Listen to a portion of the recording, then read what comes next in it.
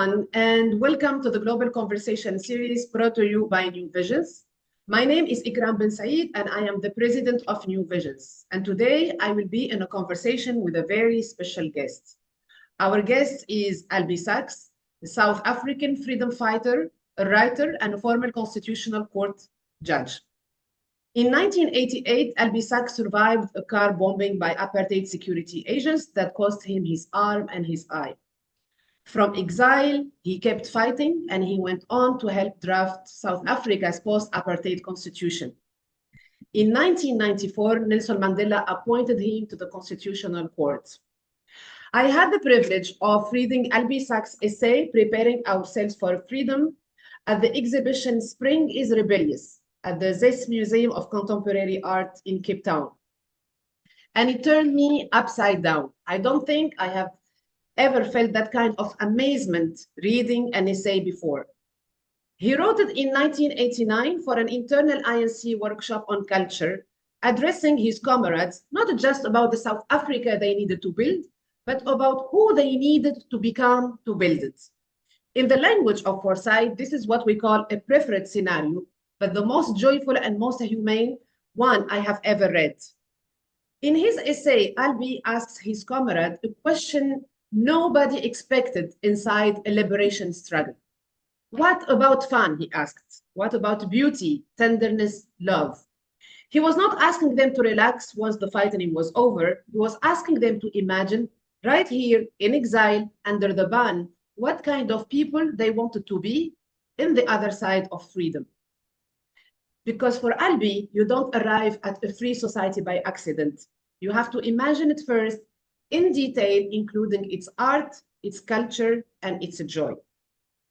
This is exactly the terrain we want to walk with him today: art, beauty, freedom, democracy, and the ethics of love in movements. The ingredients, I believe, of political imagination and of building the futures New Visions exist to imagine. This conversation is also an attempt to bring this essay closer to home, to the Middle East and North Africa, a region rich in history, art, and culture, but also a region that knows intimately what Sachs called the multiple ghettos of an unfree imagination, where the dictatorship of regimes is too often joined by a second, quieter one, the dictatorship of survival, which makes it almost nearly impossible for us to even pause and imagine beyond the present. So my hope that this conversation today energizes us, inspires us, and reminds us that the road to freedom is long and hard, and we better walk it with joy, wit, and grit, exactly like Justice Sachs did. Albie Sachs, welcome to New Visions. I am so happy and so thrilled to be having this conversation with you. So let's get started. Okay. It's a wonderful introduction. I'm listening to you as a viewer now, not as a participant. Thank you. Well, let me start by my first question, and I really want to set the scene for our readers and listeners. It was 1989. Nelson Mandela was still imprisoned and the INC still banned. Barely a year after you survived an assassination attempt in Maputo while in exile that took your arm and your eye, and yet in the Spring is Rebellious exhibit, you said that you'd never enjoyed writing anything as much as this essay. In your own words, you say it was cheeky, it was rebellious, it was defined, it was fun. And honestly, I felt that joy too, reading that essay.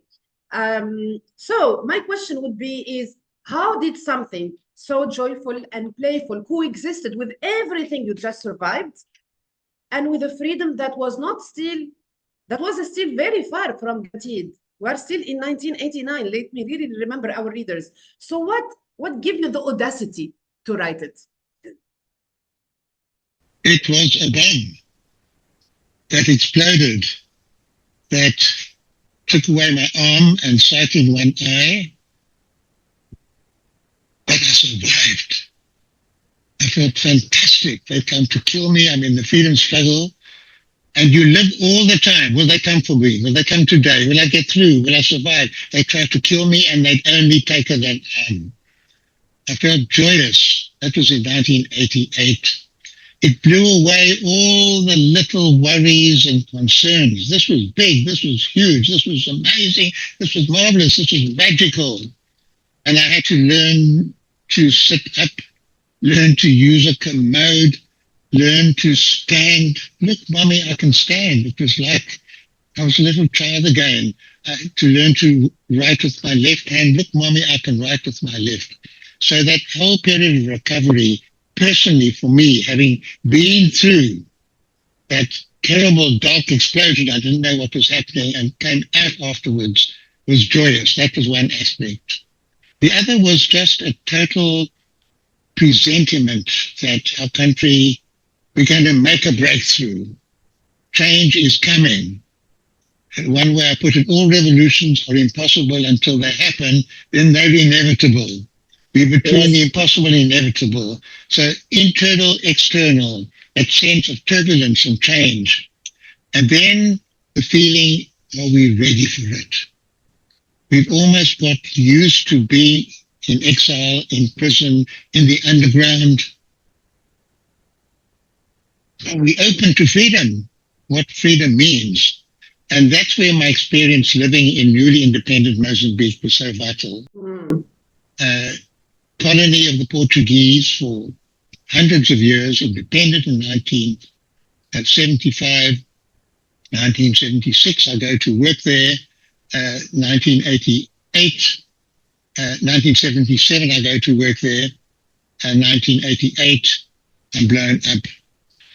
And it shook me up in wonderful ways because the Mozambican revolution had a strong poetic element. All the top leaders wrote poetry. It was part and parcel of expression. Partly the intelligentsia in Portugal had been repressed under fascism, and they would meet in prison, the intelligentsia of Mozambique, and sharing different modes of thinking and vision.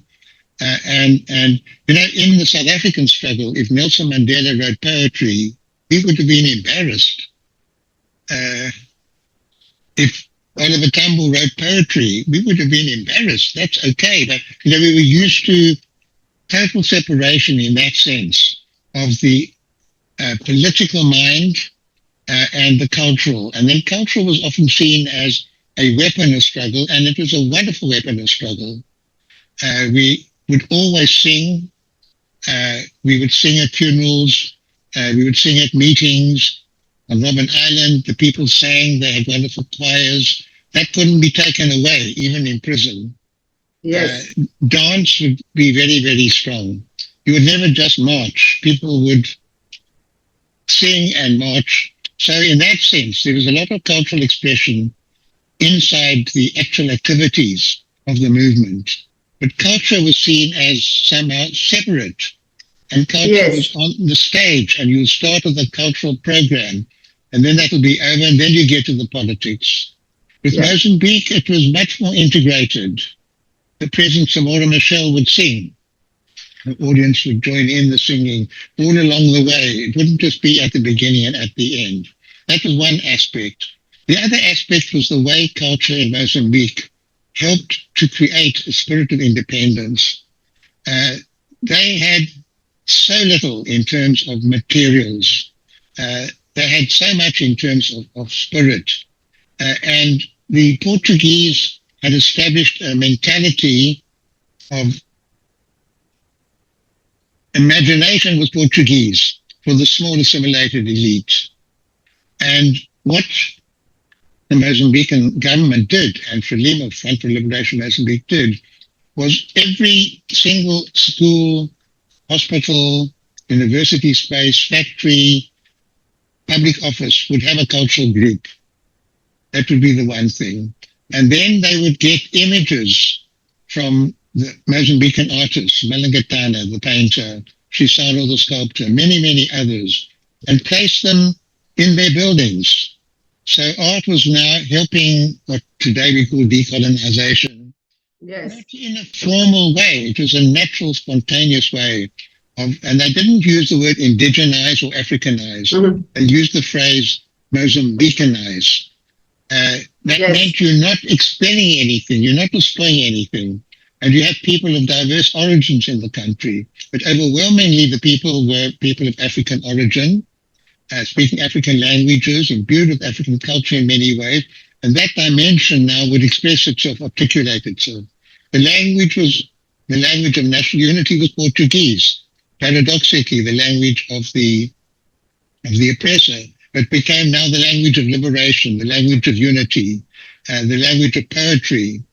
One of their poets, George Rebello, came out with a wonderful phrase that was so relevant to our struggle. He said, "It's not enough that our cause be pure and just. Justice and purity must exist inside ourselves." Yes. So powerful. So these themes now hit me in the face in a beautiful way when I'm there. And there's the big murals movement, and I helped to paint one mural. So that sense of art being part and parcel of expression of a nation, not just the artists doing beautiful things, but everybody involved, through singing, through dancing, through painting, just became like second nature to me. And I began to feel dissatisfied with the cultural expression inside the liberation movement itself. For years, I've been saying art is a weapon of struggle. Artists must be involved in the struggle. Of course, they must be. But now, but then you urged, and that will take me to my second question, you urged your comrades, many of whom were, like you said, underground, in the middle of armed struggle, to stop treating culture as a weapon of struggle and to let go of the art that served a political line and instead let it hold ambiguity and contradiction. And this is what you wrote in your essay. And you said even joy. And I found this a bit strange, strange thing to ask people who are fighting for their lives. And my question to you would be, why did you believe that culture was not just useful to the struggle, but actually foundational to the democracy you were trying to build, that free society couldn't be born without free imagination? And in your perspective, Albie Sachs, why it is important for activists to sit with ambiguity and contradictions? Right. I didn't say stop using art for the struggle. Carry on with art in the struggle, but don't reduce art simply to a weapon of struggle, because then you are simplifying it, and you're simplifying life in a way that's very, very rich and profound. In fact, it's more political to go into the contradictions and the complexities. It's more profound. It's more unifying. So you're not just marching to a beat, to a drum. Yeah. And you also get a firmer connection with reality. I say you look at our art and you can see who the heroes are. They all, if they're men, handsome and strong and brave, and the women are all beautiful and strong. And you look at the enemy, and the enemy are ugly and stupid and so on. In fact, life is much more complicated than that. There are problems inside our own movement. There's sometimes even ugliness in the beauty. And you've got to start finding in the enemy, the opposition, points of beauty so that one day you can live together in one country. So it's that kind of richness that I had encountered as a lived reality in Mozambique I wanted to see in our own artistic representation. And the great Mozambican artists didn't go in for triumphalist art. They went in for art that was complex and harsh and painful. And I remember saying to Malangatana, the painter, one day, you know, your colors are dark. The people are sad. And he said, Albie, our people are traumatized. The trauma is deep. You can't just get away from that by painting rainbows and doves and joy and things of that kind. And then I was also sad that the richness of the lives we were experiencing with humor, with laughter, with joy, with tragedy, with contradictions, somehow wasn't being captured in our paintings, in our poetry, in our novels to nearly the great extent it should be. The one area where we got it was music. People like Abdul Ibrahim, people like Hugh Masekela, like Miriam Makeba. They, in music, created the kinds of sounds that were so rich and warm and sometimes fanciful and sometimes strident and sometimes deep and severe and very mournful, full range of emotions. And that's really what we wanted. And then love, we will arrive to love. But before that, I really want to ask you about, because you mentioned Abdullah Ibrahima, who passed away just last June, God bless his soul. And you said that you wrote that when he played, like other artists you mentioned in your essay, you entered a universe of wit and grace and vitality and intimacy, cop-free world, free of past laws and racial domination. And that his music did not just resist the apartheid, which I really like the way you describe it. It bypassed it, ignored it, and overwhelmed it, asserting that another world existed long before it exists politically. I think about this a lot when I think about activists in the Middle East and North Africa today who are burned out and depleted and betrayed by revolutions that did not deliver, which is, of course, absolutely understandable. But, sometimes it can become a trap. So my question to you, Albie Sachs, is what would you say to them? And is reclaiming wit and joy, not letting yourself be defined by your own oppressor and by your own conditions, something necessarily in the struggle for freedom, or maybe even part of what freedom actually requires? Sabora Machel, the president of Mozambique, he was a hospital nurse with 4 years schooling, brilliant mind. And he used to give public addresses, and we loved going there and to hear him. And he used a phrase one day, the enemy is camping in our heads.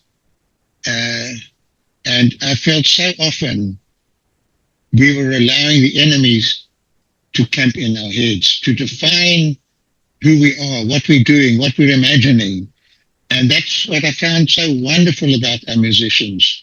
There was a joy and energy and independence, a creativity, a daring, an adventure that was wonderful. It was ours. It came from indigenous music, church music, traditional music, jazz, even bits of classical music coming into it in different ways, but extremely expressive. And it wasn't the lyrics so much. It was the energy, the vitality of the sounds. It was uplifting, and it energized us, and it enhanced our sense of humanity and gave us courage in that way. You get courage from bugles and from drums. Boom, boom, boom. Yes. That's okay. But if that's all you're hearing, it gets a little bit boring.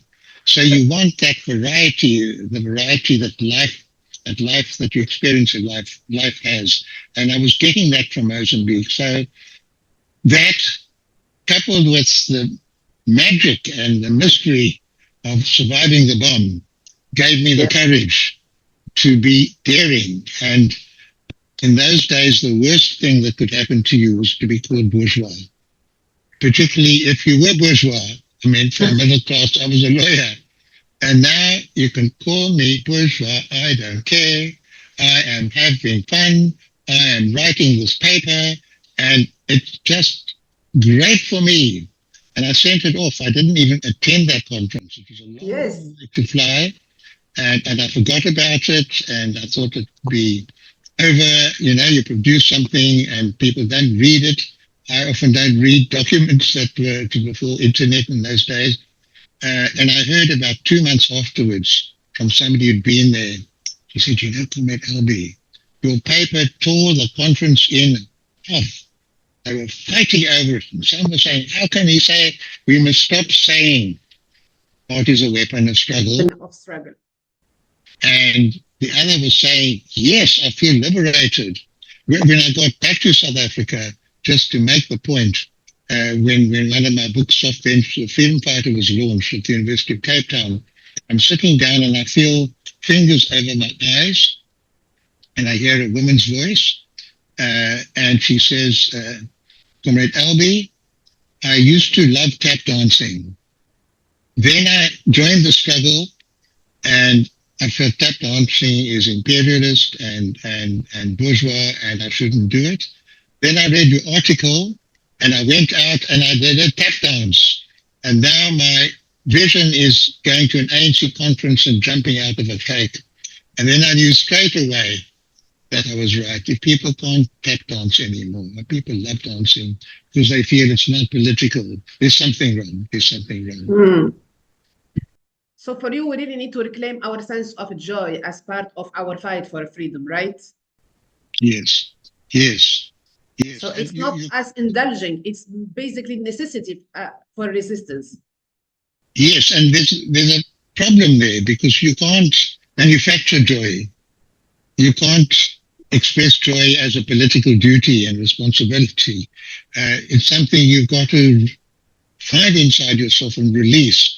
So maybe that's what I was really calling for, is not to have now a new ideological position, thou shalt have joy, and you must be joyous, because that will help the struggle. It's changing the imagination in a way that allows the joy to come out, allows the danger, the risk, the contradictions, examination. We had many problems in our struggle.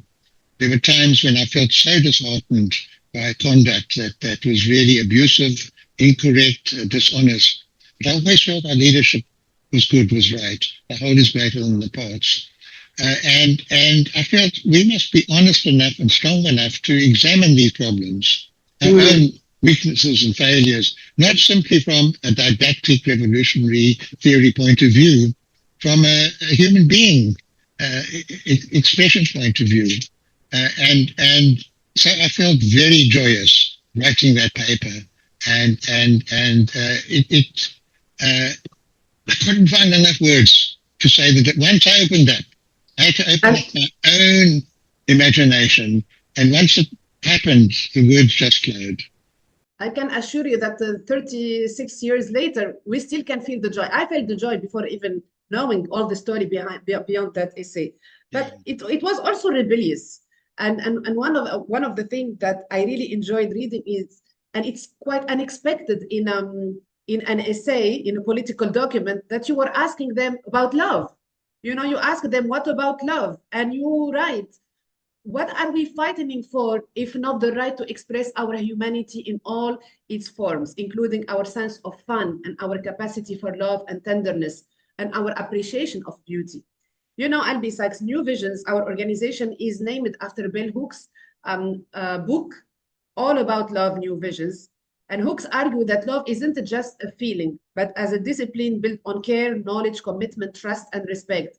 And that movements built only on anger or resistance without that ethics at their center eventually become as harsh as the reality they are trying to fighting against. And it really strikes me that you were reaching for something very close in 1989 from exile, inside an armed liberation struggle, because I always try to put this essay in that context. Why did you feel the need to insist on love as a legitimate political demand, not just a personal indulgence? And do you think that today's movement have lost that thread? I felt these things intuitively inside myself, having survived that attempt at blotting me out, killing me, and got through. It was like miraculous and fantastic and marvelous. So that joy was inside me.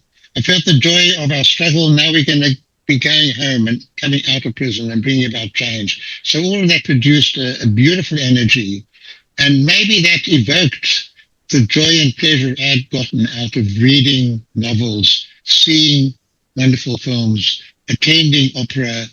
It was something exalting and beautiful and uplifting. And part of our struggle against oppression then was to have the right to beauty. It wasn't even that being beautiful makes us stronger and we'll defeat the enemy. It was a demand we had to be full human beings. That's what we were fighting for. And then I sensed it had a wider ramification, because otherwise, if power, control, domination, destroying the enemy is all you're doing, you are narrowing your vision. closing your heart down. You're restricting yourself. You're not expressing yourself in all your humanity. And there was so much beauty in the struggle, a courageous beauty, a human comradeship beauty, beautiful relationships, dreams, imaginations. Beauty was trying to come out, not to be suppressed. So I would say, by and large, one of the strengths of South Africa today is that craving for beauty and expression of beauty and encounters of beauty and relationship of beauty hasn't gone away in our country. And people are facing great hardships in many, many spheres, and lots of unacceptable bad things have happened from people who've been former revolutionaries and great freedom fighters. But our people are not downtrodden. They speak out in different ways, and I'm always gratified that our biggest growth industry is stand-up comedians. Trevor Noah is the famous one, but it's all over the country. So again, it's that ability to laugh at yourself, to open up, not to become trapped in narrow definitional living. We don't live by definitions. We live by expression. Definitions help us and are useful, but they shouldn't dominate us. They shouldn't imprison us. Great. Now let's move to the liberation moment.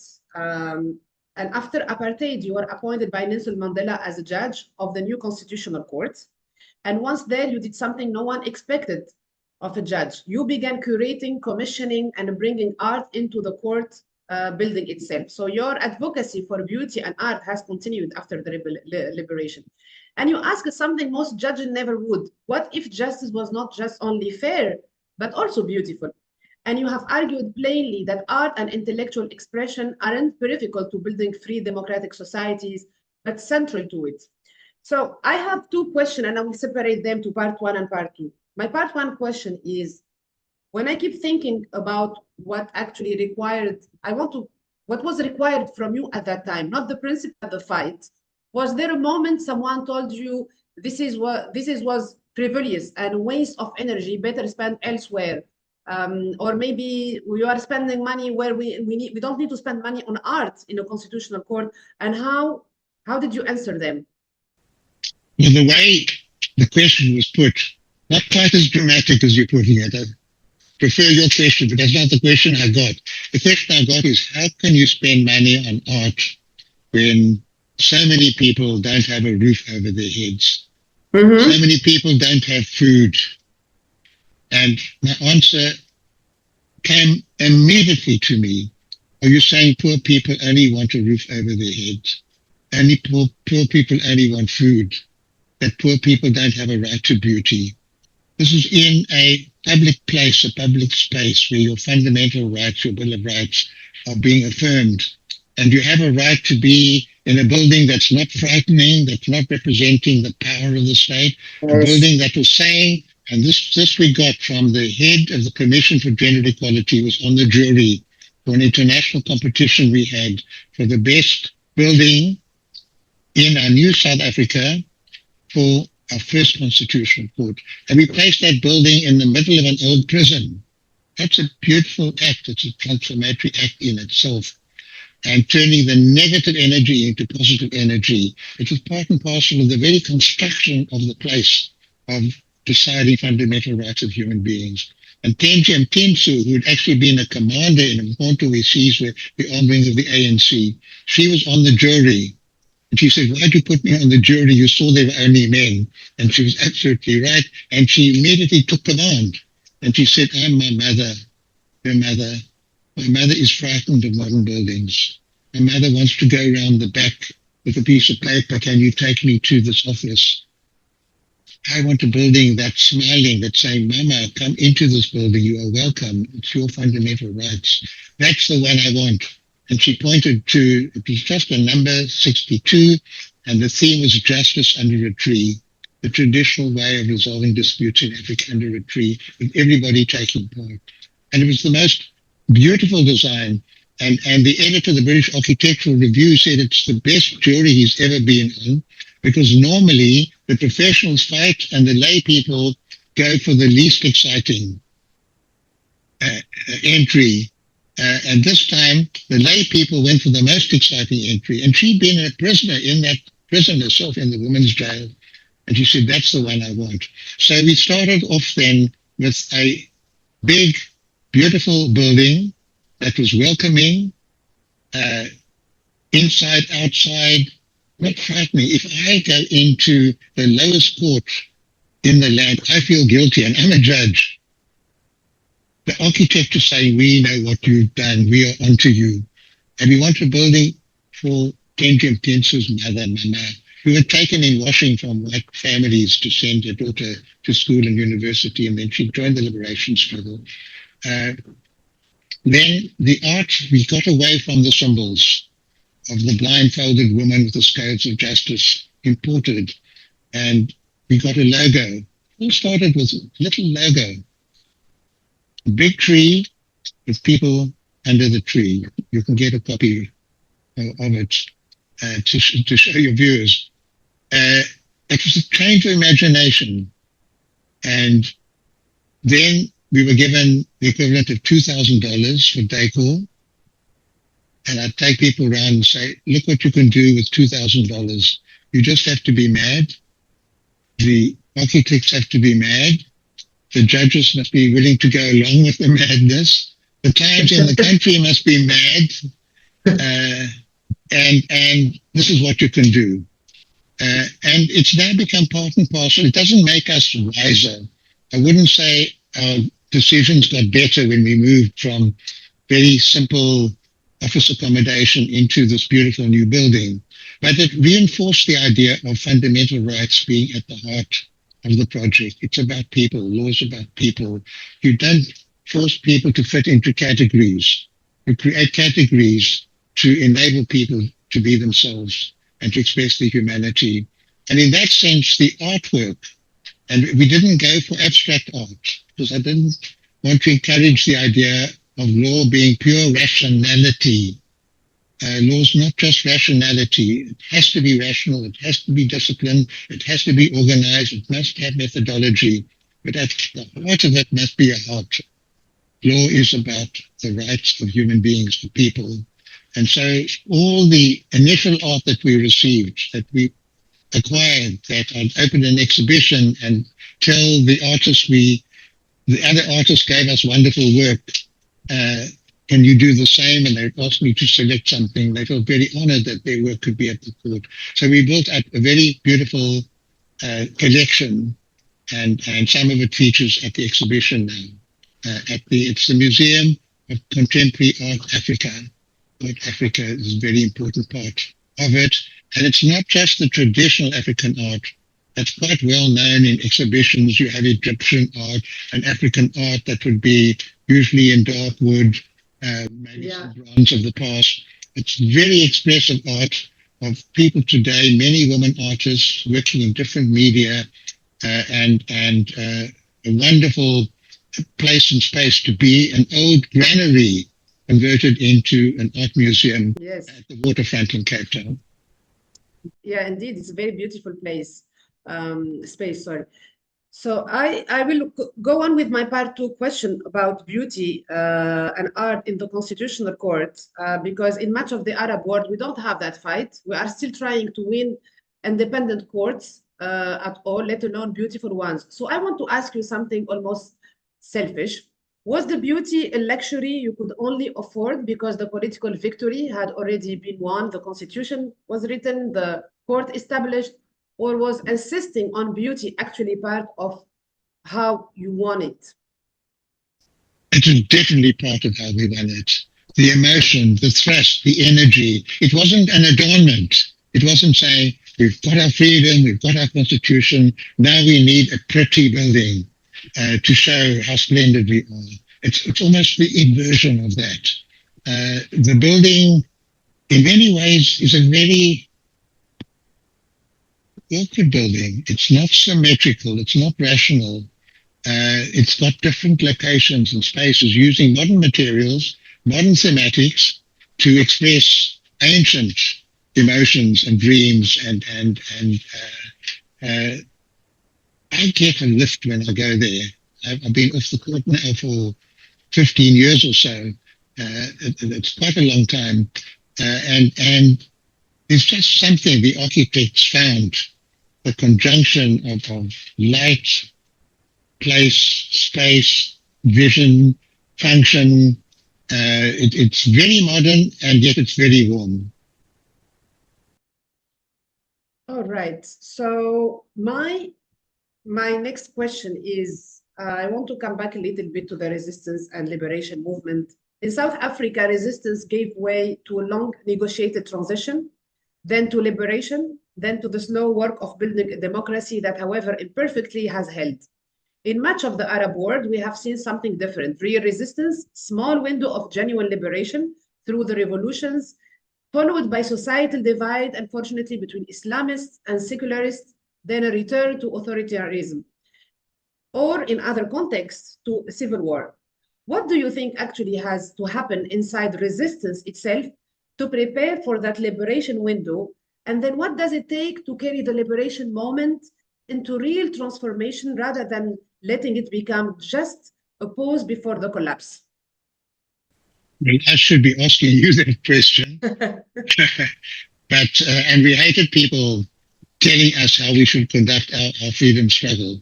But just thinking back to the way you're projecting it, I happened to be in Tahrir Square in Egypt not long after the uprising there. It was a marvelous moment. I could feel the joy and the excitement. And then not long afterwards, everything seemed to be vanishing. And clearly the tension between the secular and the religious was utilized by people who wanted to restore what had existed before. And maybe in that sense, the conjunction of the religious and the secular in our struggle turned out to be very, very helpful. Oliver Tambo, who was the leader, the law partner and leader in exile of the ANC while Mandela was in prison, he'd been his law partner before, he was deeply religious.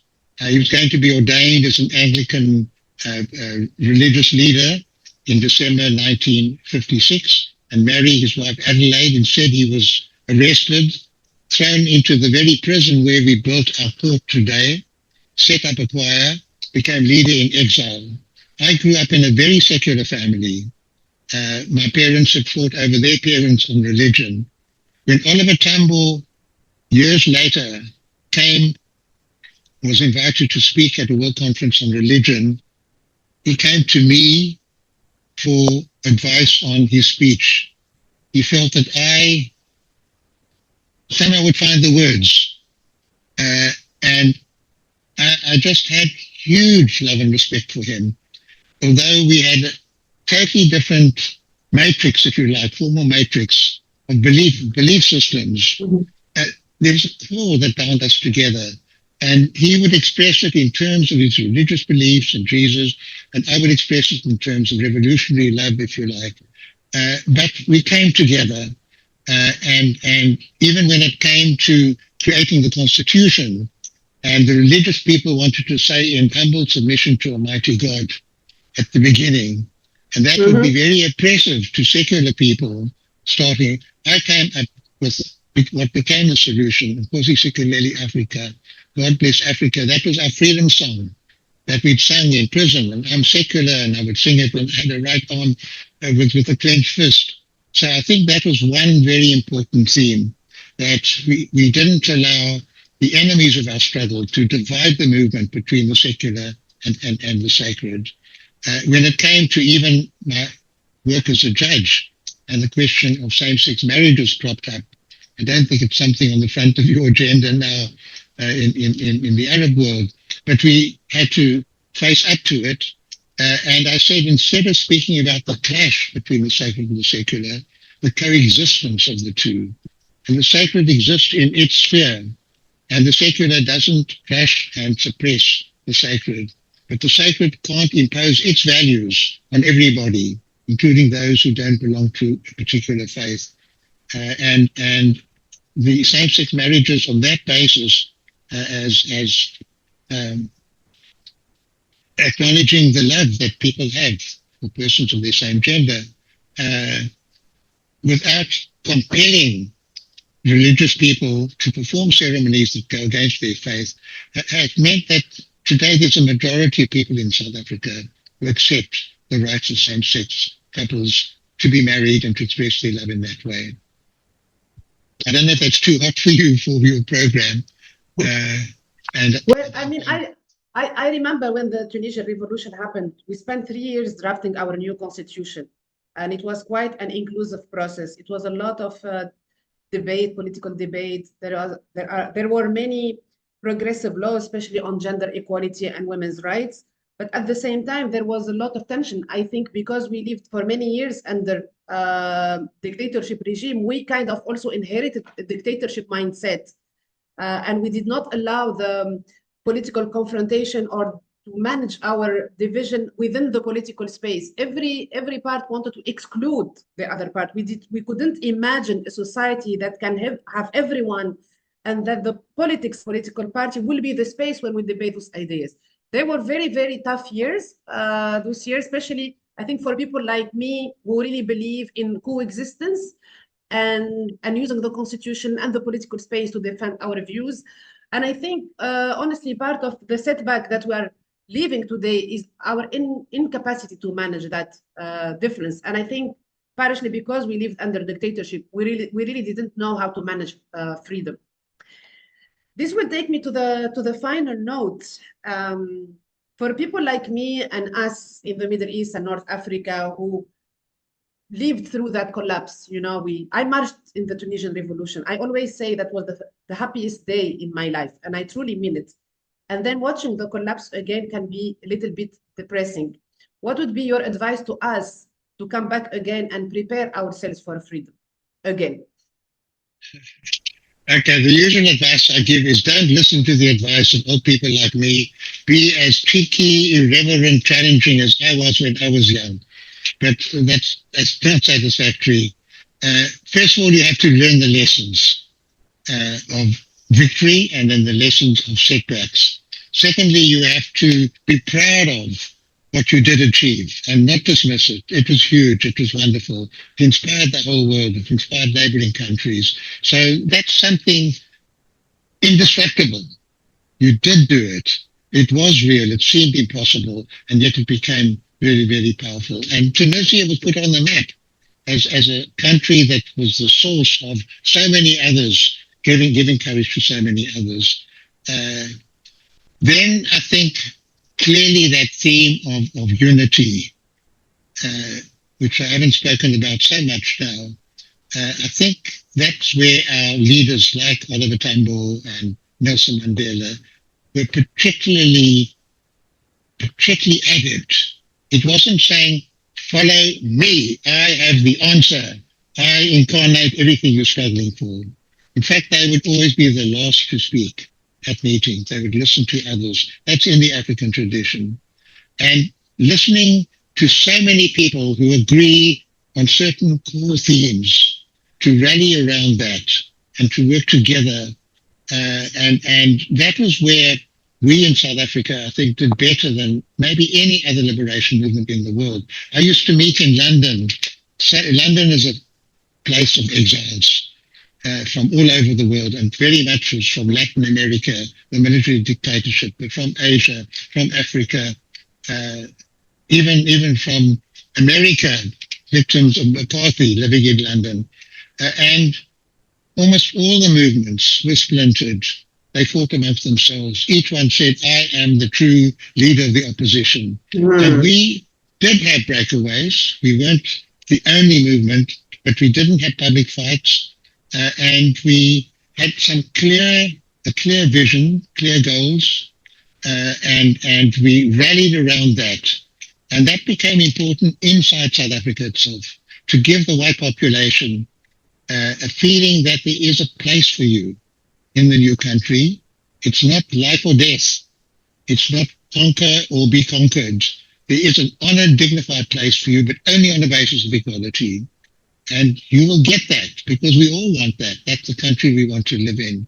And there must be equivalence for your own countries. We suffer from corruption now. I'm sure there were people in your movement who were very brave, very wonderful, and they ended up in office maybe grabbing for themselves. That was our experience with some of the bravest of our people. Ended up with power, just messed with their minds, new opportunities to get wealth and prestige and authority through your position in the state can be very debilitating. In event, so it's coming together, finding common platforms, and to end up maybe where we began, a richness of mind, an imaginative approach, enjoyment of life, enjoyment of the solidarity and the companionship, and looking for positives, even in the opposition, in the regime, and looking for ways that doesn't convert every struggle into an existential battle for the one to win, the other must die. So it's unity in your ranks on the one hand, and space for the opposition, to encourage the opposition not to dig in their heels, not to raise guns every time you demand anything, and saying that there'll be a place for you. That was vital in what became, in the end, a peaceful revolution. And our constitution has held, it's not just a text. Our institutions are strong. Our court has played a very, very big role. The press plays a big role. Civil society has been exceptionally important. And we have a very lively political scene. So even although there are awful things happening, we know about them happening because of the press, because of civil society, Yes. because our people speak out. And we're able to respond with culture not being simply a weapon of relief, a weapon of dreams that's outside the real world, but culture as a mode of expression of ourselves in all the diversity and variety and incongruity that we have as human beings. Let that come out, and it gives you a bounce in life. It gives you a sense of hope, even when things are not looking good. Fantastic. Well, thank you very much, Albie Sachs. I am so grateful to you for your generosity and your time.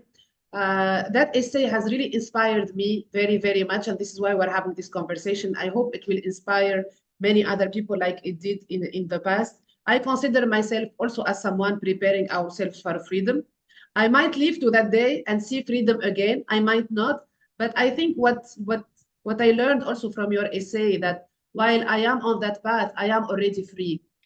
I am a free thinker. I still can shake and move and propose. What I still need to learn is how to do it with a joy, wit, and grace, because sometimes, those fights are very hard and we're impatient to see results. But it's so liberating to know that the moment you are on that path for freedom, you are already free, and that you are not defined by the oppressors, and that you still can build something else despite everything.